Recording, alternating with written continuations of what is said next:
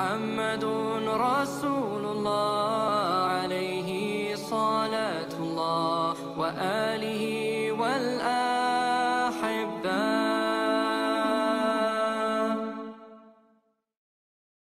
بسم الله الرحمن الرحيم. الحمد لله رب العالمين والصلاة والسلام على رسول الله وبعد. السلام عليكم ورحمة الله وبركاته.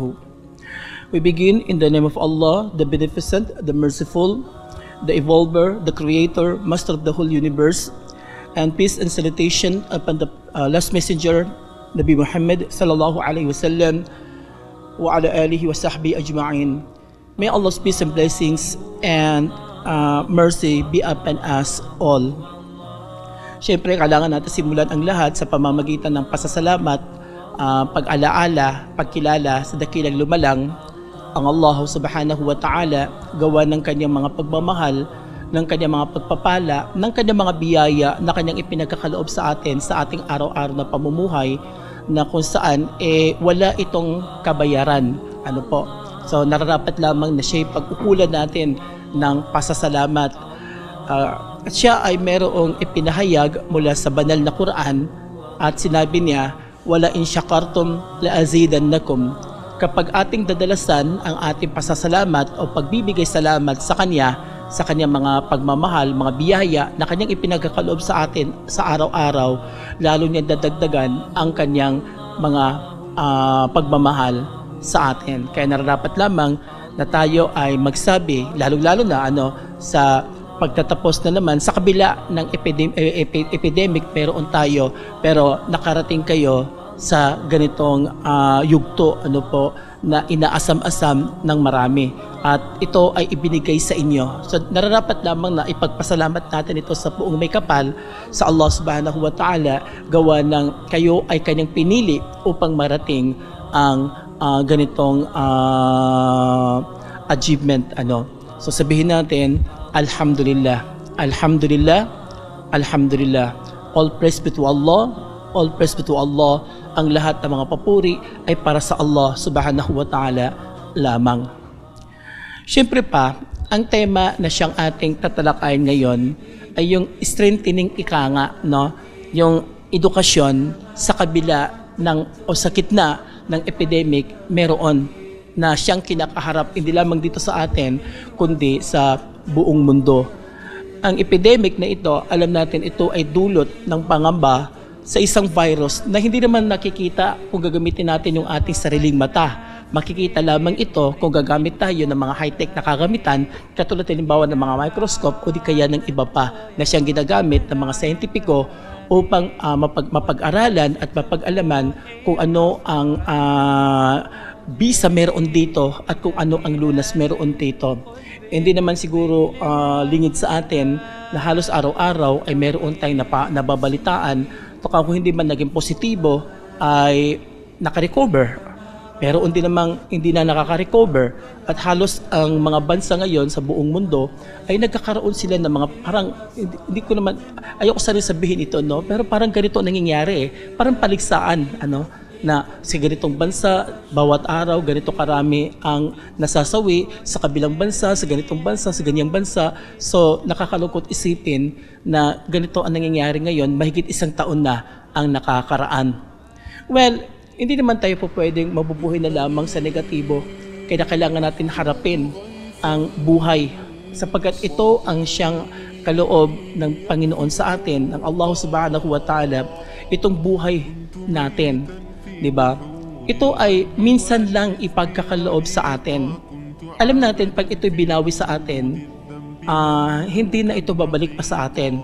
Siyempre, katulad din ng mga ibang relihiyon, ng mga kapatid natin, mga Kristiyano, tayo man bilang mga Muslim, naniniwala din tayo sa tinatawag na kabilang buhay, yung hereafter or afterlife kung tawagin nga, naniniwala tayo sapagkat ito ay nasasaad sa banal na kasulatan, sa Biblia man ng mga Kristiyano o sa Quran ng mga Muslim, ay mayroon tinatawag na akhirat o di kaya kabilang buhay. So kaya nga tayo gumagawa ng mga kabutihan, kaya nga tayo ay umiiwas sa mga kasamaan, sapagkat naniniwala tayo na ang bawat kabutihan na gagawin natin dito sa mundo ay mayroong katumbas na rewards, gantimpala o kung tawagin sa Arabic, thawab doon sa akhirat o di kaya ay sa kabilang buhay. So, kung ating sasariwain mo ng maigi ano ba itong mga napagdaanan natin? Ano nga ba ang napagdadaanan natin?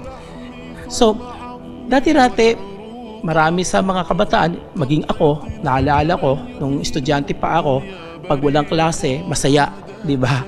Pag umuulan o di kaya may bagyo, malakas yung ulan, biglang nagkaroon ng announcement na suspended muna ang klase sapagkat yun na nga, maraming mababasa o di kaya ay magkakasakit.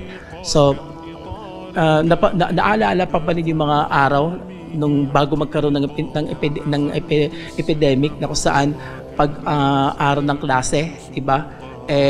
Ang hirap gisingin. Hindi naman lahat pero may mga kabataan talaga na ganoon. Na ang hirap gisingin pag may klase, diba? Pero pag walang klase, hindi mo na kailangan gisingin. Maaga siyang gigising, diba? Makikipagtagpo siya sa kanyang mga kaibigan, maglalaro sila ng kung ano-ano, mga games o di kaya mga basketball o kung ano pa, at ang saya nila kasi nga walang klase. Now, parang nangyari ito, no? Yung gusto dating mangyari, nangyari na nga, di ba?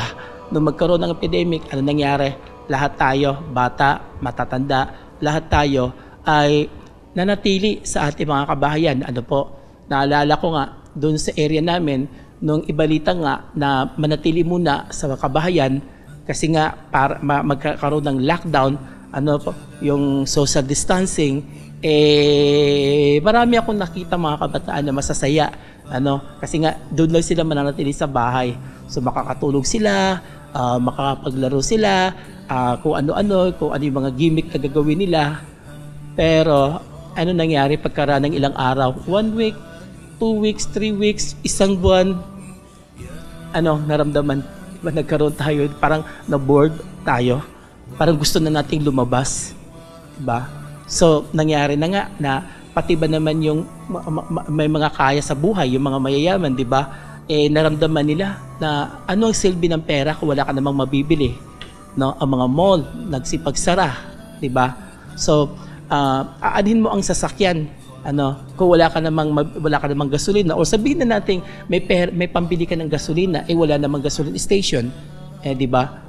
Kung inyong matatandaan, lalo na noong March, April hanggang May, so isang taon pa lang ang nakakaraan nung taong 2020, 'di ba? So yun na nga, marami ang gusto lumabas, gusto magpasyal, katulad na nakagawian, pero wala nga tayong magagawa during that time, gawa nga ng kahigpitan, nung panahon ng kung tawagin ECQ, yung enhanced quarantine, enhanced community quarantine, ECQ, diba? So nakaranas tayo ng medyo hindi naman masasabi kagipitan, kundi nagkaroon lamang tayo ng limitasyon sa ating mga gawa. So kung matatandaan, nagkaroon ng suliranin kung paano ba susolusyonan yung pag-aaral ng mga estudyante at pagtuturo na rin ng mga guro, diba? Kasi nga sa mahabang panahon ba naman, mula nung ipinanganak ba naman tayo, hindi pa nga tayo pinanganak, ganito na yung ating nakagawian, yung pag-aaral ng face-to-face, di ba? So nandiyan yung guro sa harapan mo, magsasalita, nandiyan ka nakaupo, nakikinig, nasusulat, pwede makausapin ang katabi mo o kaklase mo, so walang problema, pwede kang pupunta sa kantin anytime, di ba? Nasa sa iyo kung gusto mo maghugas ng kamay o pero sa panahon ngayon, talagang required talaga ito, no? Required talaga ito. So, lalo na ngayon, alam naman siguro natin na ang ating lungsod ay napailalim na naman uli sa GCQ, 'di ba? Na kung saan yung 65 above at saka 18 below ay pinagbabawalan mo ng lumabas. So once again, parang bumalik na naman yung higpit, Pero kung iisipin lamang parati natin na natin gusto natin lumabas parati para 'di ba? Kumbaga ahayaan mo na lamang ba na kung ano yung limitasyon na ibinigay sa iyo hanggang doon ka lang, 'di ba? So, alam naman siguro, isipin muna natin, itanong muna natin sa ating sarili, kung meron mang mga paghigpit or pagbibigay limitasyon sa mga gawain para saan? At para ano ito? Ito ba'y paghihigpit para pahirapan tayo or para din sa ating sariling kaligtasan? Alalahanin natin, ang mga nagsasabi kung ano yung kapahamakan na pwedeng idulot ng COVID-19 sa ating katawan, sa ating sarili, ay kapahamakan, di ba? Nakakasira at pwedeng ikamatay, di ba? So, kaya nga yung mga taong ganito yung kanilang expertise, ganito yung kanilang sinasabi sapagkat ito ay kanilang napag-aralan, 'di ba? So, sundin natin yung mga protocol. By the way, baka mamaya mapapansin niyo nagsasalita ako rito, wala akong suot na face mask unang-una, ako lang mag-isa dito, wala akong katabi rito. So, baka mamaya isipin, uy, nagsasalita siya. Siya naman itong walang face mask, di ba? Kasi nga ako lang mag-isa dito, wala akong katabi ngayon, kaya wala akong face mask ngayon habang nagsasalita ako rito. Kasi nga dapat tayong sumunod sa mga protocol na ibinibigay sa atin ng pamahalaan sapagkat ito ay siyang makakabuti sa atin. So katulad nga ng sinabi ko, hayaan mo na lamang ba na mabubuhay ka sa negatibong pamamaraan? Negatibong pamumuhay? Yung bang gusto mong lumabas pero alam mong hindi ka pwedeng lumabas? Yung bang gusto mong mamasyal pero alam mong hindi ka pwedeng mamasyal? Yun bang gusto mong pumunta sa mga mall or sa mga department store, di ba? Pero gawa nga ng pandemic meron tayo ngayon ay hindi tayo po pwedeng maghalo-halo or dalo or pupunta sa mga crowded na mga area or maraming mga tao. So, kung isipin na lang parati natin ang ganoon, gusto mong lumabas, nalulungkot ka, 'di ba? Nakakasawa na rin, parati na lang gadget o di kaya cellphone, smartphone ang hawak, 'di ba? Nakakasawa na rin yung parati na lang mga games, 'di ba? So, why not use it in a positive way? Huwag lang sa negatibong pamamaraan, mayroong ibang pamamaraan.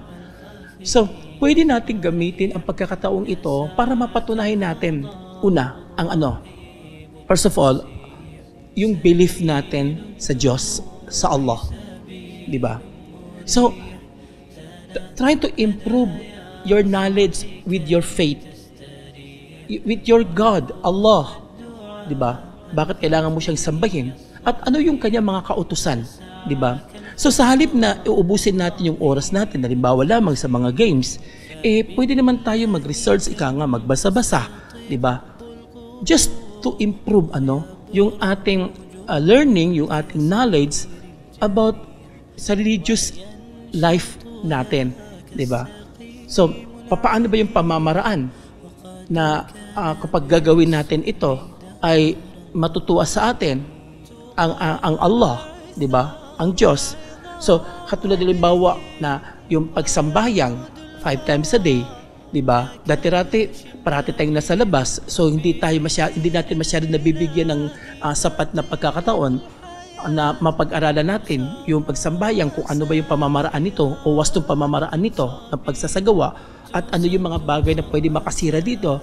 So, gamitin natin yung pagkakataon para mag-research, magtanong-tanong tayo kung may mga kasambahay tayo or kakilala na kuya or mga magulang natin, mga bapa natin, mga babo natin na may alam, pwede tayong magtanong sa kanila.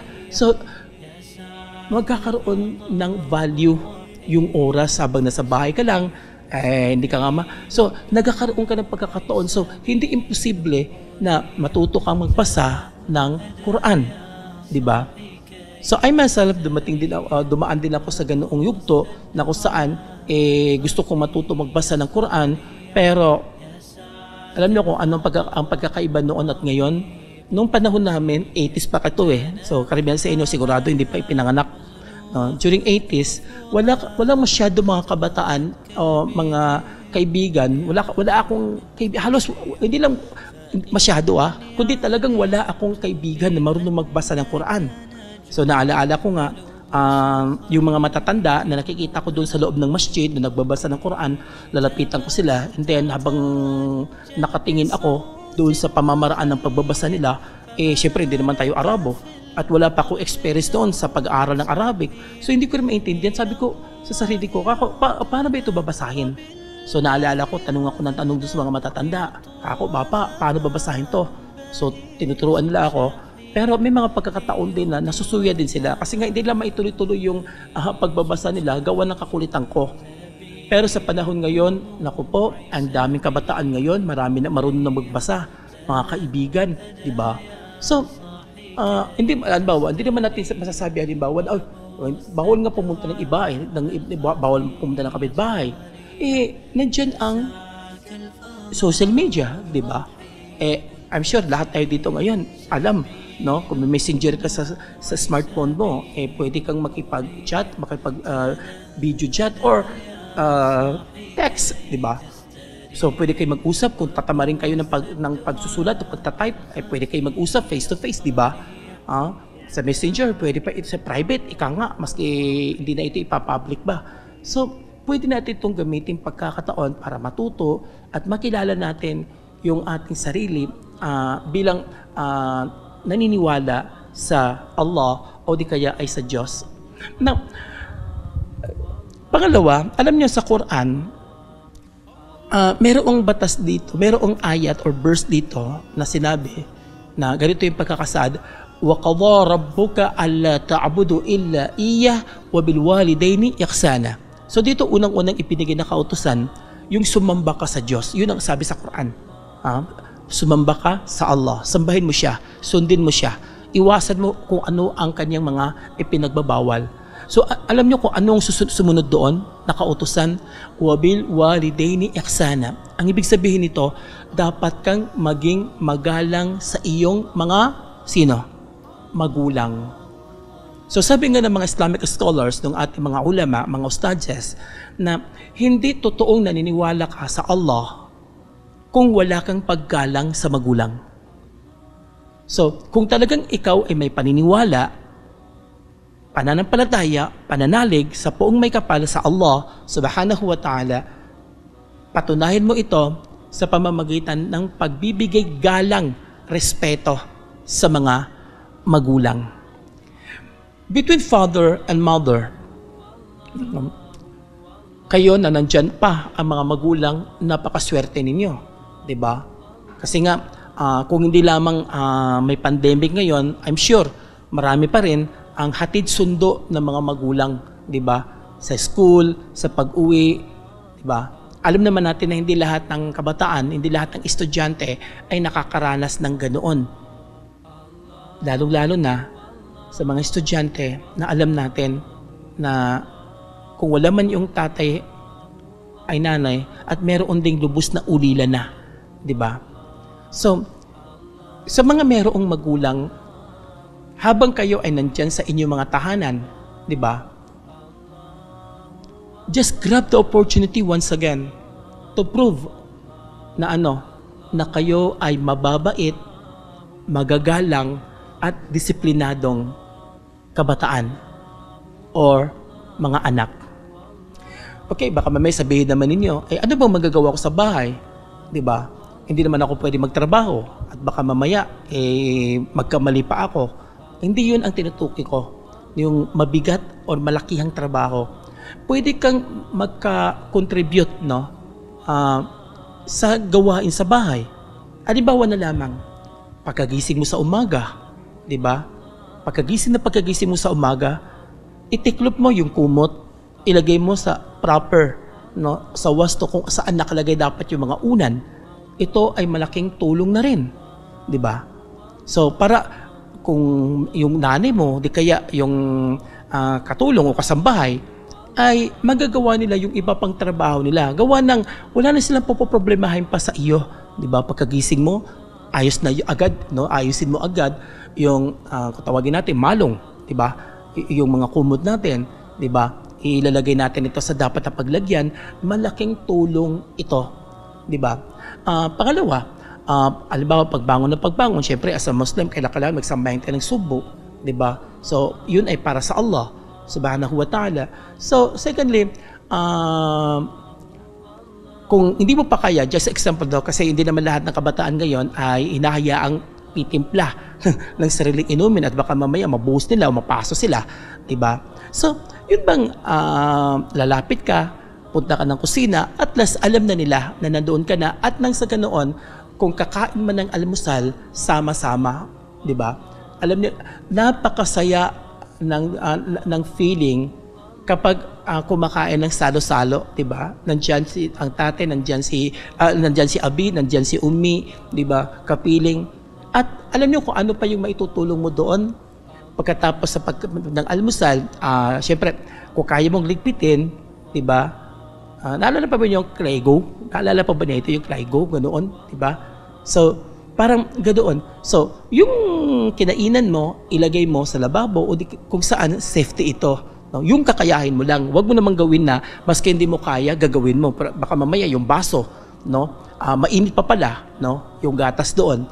Baka mamaya sa pagkahawak mo ganun, biglang nahulog, nabasag, nakakagambala ito, no, nakakaabala ito. Yung kakayanin mo lang. At least yung pagkain mo halimbawa, walang kalat, malaking tulong na rin ito, 'di ba? At alam niyo, ang isa pang kabutihan noon na idudulot na habang yung salo-salo na pagkain sa umaga, sa lunch, sa dinner, maging sa mga merienda, agad-agad yung paghugas sa libaw ng mga pinggan, ng mga baso, ay natatapos ng maaga. Bakit? Sabay-sabay kasi di ba? So, di ba may mga kabataan, hopefully hindi kayo kasama rito sa itong example lang naman ito, yung bang oras na ng pagkain, wala namang ginagawa, tinatamad lang magkain, kain ka na, halika na, sasabihin, wag muna, di ba? Kasi yun na nga, nasa games. So, siyempre tapos na yung trabaho, no? Si Abi, si Umi, nagpapahinga na, yung kasambahay, si ate, si kuya, kasi nga dapat, saka ka naman kakain, di ba? Gutom na ako. So, imbis na matapos na agad yung trabaho, kinakailangan siyempre ilagay na naman yung pinggan, yung baso, kasi nga kakain ka. So, hindi naman malaking abala ito. Pero, alam mo ba na yung kakain ka, kasalo ang pamilya, malaking tulong ito sa oras, hindi nasasayang yung oras. Another thing, siyempre pa, ngayon, yung pag-aaral natin usually, di ba, online, virtually ka nga, no? Katulad ngayon, nung una, yung mga suliranin nga na tinutukoy ko kanina, hindi alam kung paano ba yung pag-aaral ng online. Marami sa atin ang question mark na paano ba? So ito yung modular na nauso ngayon, di ba? Ibinibigay sa atin yung mga subject natin. So, pag sinabing oras ng pag-aaral, alimbawa sasabihin ni Abi, no, ni Umi, uy, andyan ang module, sagutin mo. Kapag sa oras na iyon ay binigay mo ng halaga at nag-aral ka, nagbabasa ka, nagsusulat ka, syempre hindi maiwasan talaga, magre-research ka, lalo na kung sa mga bahay, which is ito na ang usual ngayon, may mga access tayo ngayon sa wifi o di kaya sa data mode, di ba? Madali na tayo hanap ng kung ano yung gusto nating i-research, di ba? So, habang nag-aaral ka, hindi nasasayang yung oras. So, kapag maaga mong sinimulan yung pag-a-answer, di ba? Yung pagsasagot doon sa module, basta ba't wag mo lang bibilisan, di ba? I'm sure nagawa na niyo ito yung ibig kong sabihin, tukuyin dito, na kapag nasagot mo, no, binasa mong maigi yung mga katanungan at nasagot mo ito ng mabuti, maaga mo rin matapos ang pag-aaral mo. So may oras ka pa ngayon para sa paglalaro, di ba? So, kapag, siyempre, pupunta ka ngayon, di ba, kikipaglaro ka sa mga kaibigan mo, sa mga kapatid, sa kasambahay, di ba? Walang problema, hindi magagalit si Abi, hindi magagalit si Umi. Bakit? Nakatapos ka na mag-aral, di ba? Nasagot mo na yung mga tanong. So, ganoon ka-importante, kahalaga ang oras, di ba?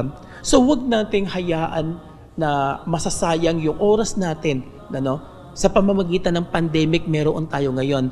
Walang may gusto nito, di ba? Walang may gusto nito, di ba?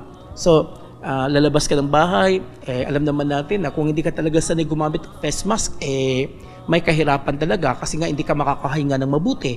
Pagkatapos meron pang face shield, di ba? Meron din ako dala dito, pero andito sa baba, ano? Siyempre, required ito at hindi katulad noon na pwede kang lalapit sa kaibigan, makikipagkamay ka, kumustahan ngayon. Alam natin, ng panahon ngayon ay recommended o required ng gobyerno na wala mo nang yung nakagawian natin, kumustahan, hawakan ng kamay, di ba? Yung beso-beso na nakagawian natin. So, ipinagbabawal ito. So, let's be positive, na maski sa panahon ngayon ay hindi pa po pwede ang mga ganoon. So, gamitin natin ang oras para ito'y ating mapakinabangan, di ba? So, pag sinunod mo, pag meron kang schedule, sa bawat gawa ay napapakinabangan mo ang oras, no? Alam niyo, sa atin sa Islam, meron kasing hadith na sinabi si Propeta Muhammad, peace be upon him, sallallahu alaihi wasallam, at sinabi niyang sumusunod, min husnil islamil mar'i tarkuhu ma la ya'ni. Ang ibig sabihin nito, ang isa sa kagandahan ng pagsunod sa Islam o sa batas ng Allah, yun bang iiwanan mo ang bagay na hindi magbibigay pakinabang sa iyo. Pag alam mong hindi ito magbibigay pakinabang, wala kang pakinabang na aanihin doon, mas better iwasan mo na lang. Di ba? So, ano bang ibig sabihin nito? Kasama dito syempre pa, yung meron tayong schedule sa mga gawa natin. So, maski hindi panahon ng pandemic, talagang dapat may schedule, di ba? Sa eskwelahan nga, di ba?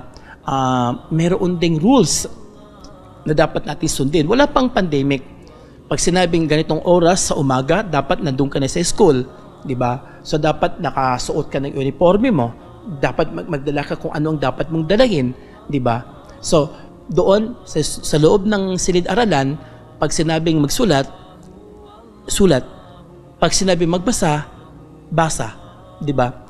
So, the more na susundin mo yung rules, yung alituntunin, the more na napapakinabangan mo ang oras, the more na marami kang matututunan at hindi masasayang yung oras. So, maski sa wala pang pandemic, 'di ba, ganito na rin. So, may oras ng recess, 'di ba? May oras ng uwian. No, may oras naman para babalik sa school, 'di ba? So, nauunawaan din kasi ng mga guro natin bilang tao na tayo man as a human bilang tao, meron tayong limitasyon. Meron tayong kahinaan, no, weakness sa ating sarili. Kaya nauunawaan nila ito. Kaya nga pagdating sa bahay, 'di ba? Meron ding schedules, 'di ba? So, maski na wala pang pandemic, dati-rati na ito, 'di ba? So, sasabihin halimbawa ni Ummi ni Abi, so pag may assignment, sagutin mo muna, 'di ba? Sagutin mo muna. So, much better kung sagutin mo muna kasi nga ang paggaling ka pa kasi sa school, fresh pa sa isipan mo, sa alaala mo, yung pagkakaturo. Kaya hindi mo ito basta-basta makakalimutan. Kaya magandang sumagot sa mga assignment, 'di ba? Bago mo lang ito na pag-aralan. 'Di ba? I'm sure sana hindi ito nangyari sa inyo, hindi nito naranasan. May mga estudyante na halimbawa sasabihin, sagutin mo ito, sabi ni Abi, sabi ni Ummi, wag muna kasi may gagawin ako dito na hindi naman talaga importante. So ano nangyayari? 'Di ba? So naglaro, inuna mo ang laro. Ngayon, napagod ka, 'di ba? Naturalmente pag mapagod ka, anong gagawin? 'Di ba? Magpapahinga. Pag magpahinga, kadalasan matutuloy sa tulog. Pagod ka nga, anong nangyari? Nakatulog ka, nagising ka, umaga na. So hindi mo nasagot yung mga tanong, hindi mo nagawa yung assignment mo. Sino ngayon naman masisisi mo? 'Di ba? Wala tayong ibang masisisi kundi sarili natin. So, wala pa ang pandemic, nandyan na yung pagbibigay natin ng value, no? Ng kahalagahan, ng pakinabang sa oras na dapat nating gamitin dahil nga importante ito. Napaka-importante ng oras. Time is gold.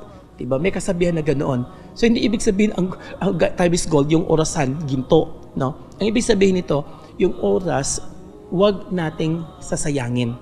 Diba? Wag nating sasayangin. So napakahalaga nito. So sa panahon ng pandemic, okay. So nandiyan ka sa bahay, 'di ba? Pwede kang maglaro, pwede kang mag-aral, nasa sayo na 'yan. Just make sure na merong schedule, no. May mga oras sa dapat gawa, 'di ba? May oras para sa pag-aaral, may oras para sa paglalaro, may oras para sa pagkain, may oras para sa gawa, at may oras para tumulong. Kasi pag pinaghalo-halo mo ito, ikaw rin ang siya maaapektuhan, di ba? So, hindi ba ito yung gusto ng mga kabataan noon? Yung andito lamang tayo sa bahay natin? Nangyari na nga, di ba? Ganito tayo kamahal ng Panginoon, no? Ng Allah subhanahu wa ta'ala. Yun nga lang, isa pamamaraan na marami sa atin, nahihirapan, di ba? Alam nyo ba na napakaraming nawalan ng trabaho dulot ng pandemic na ito, di ba? Aanin mo ang kayamanan kung wala ka namang mabibili. Ang daming mga resort, di ba? Mga beach resort, mga hotel, mga mall ang lalaki, sarado naman, di ba? I'm sure natatandaan nyo ito. So, I myself, tinatawag akong ustads, napag-aralan ko na rin at nabasa ko na rin dati-rati nung panahon ng mga companion, mga kasama ni Propeta Muhammad sallallahu alaihi wasallam, ay nagkaroon din minsan ng yung bang, yung azan, yung naririnig natin sa masjid, dinugtungan ito ng sallu fi buyutikum. Kung natatandaan nyo ito, di ba? Sallu fi buyutikum, nang ibig sabihin nito, magsambahayan kayo sa loob ng inyong mga tahanan, di ba? So, nung una, medyo nakakapanibago, gawa ng hindi natin ito nagagawian, pero kailangan nanatili tayo sa loob ng ating mga tahanan. So, let's value the time, di ba? So, gamitin natin ang pagkakataong ito para ma-improve pa natin lalo yung ating kaalaman, yung ating karanasan, di ba? Di ba? Nandito na yung pagkakataon para mapatunayan natin sa ating mga magulang na tayo ay masunurin na anak. Anak na may natutunan sa school. Anak na nakikinig sa guro. Anak na marunong mapasunod-sunod ng gawa. So, pag ginawa mo ito, ikaw din ang higit na makikinabang, di ba? So, sa panahon ngayon, di ba, ang daming mga damit na dati-rati ginagamit para pamasyal. Ngayon, nakatambay na lang sa loob ng closet natin, sa mga aparador natin kasi wala tayong magamitan, di ba? So, i-value natin ito, napakinabangan natin yung oras. Huwag nating hayaan na maaapektuhan tayo ng pandemic na ito, na maski na sa loob ng bahay tayo, naboboard tayo, may mga pamamaraan para mapakinabangan natin ito. So wag din natin kalimutan ang pagsunod sa mga protocol, 'di ba? Kasi nga alam naman siguro natin na pag naging positibo ka sa COVID-19, naku po, iiwasan ka ng mga mahal sa buhay, kaibigan. So kaya nga ayon ng pamahalaan ng ganoon ang mangyayari. Kaya nga merong mga alituntunin na ibinibigay sa atin, katulad ng sa labas tayo ng bahay, yung pagsusuot natin ng ito na nga, yung face mask, yung pagsusuot natin ng face shield, yung social distancing, di ba? At yung huwag mo nang humalo, di ba, sa mga crowded place o mga maramihan, yung marami mga tao. So, sundin natin ito. Pero wag din naman natin gamitin parang i-discriminate natin yung iba, 'di ba? Yung bang pag sinabi natin i-discriminate, yung bang masyadong pag ganoon parang ang arte-arte naman, 'di ba? Samantalang hindi naman talaga nag-aarte, hindi naman talaga umaarte. Kailangan lang na gawin ang mga bagay na ito. So, wag ulitin ko, no? Dito lang paikot-ikot yung ating topic dito, let's value the time and let's improve ourselves by learning more, 'di ba? By learning more, no? To know more about things in our surroundings, 'di ba? Marami tayong dapat. So, pag magaling ka sa math, huwag mo hayaan na makalimutan mo yung galing mo sa mathematics, sa arithmetic, 'di ba, sa algebra, 'di ba?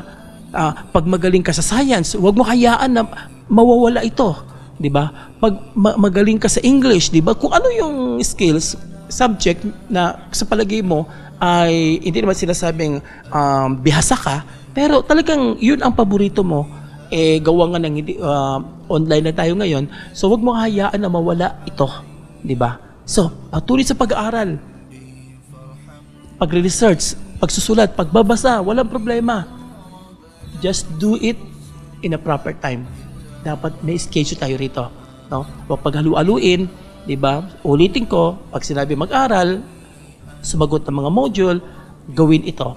So ngayon, inshallah subhanahu wa ta'ala, by God's will, ay ito na yung araw na kung saan darating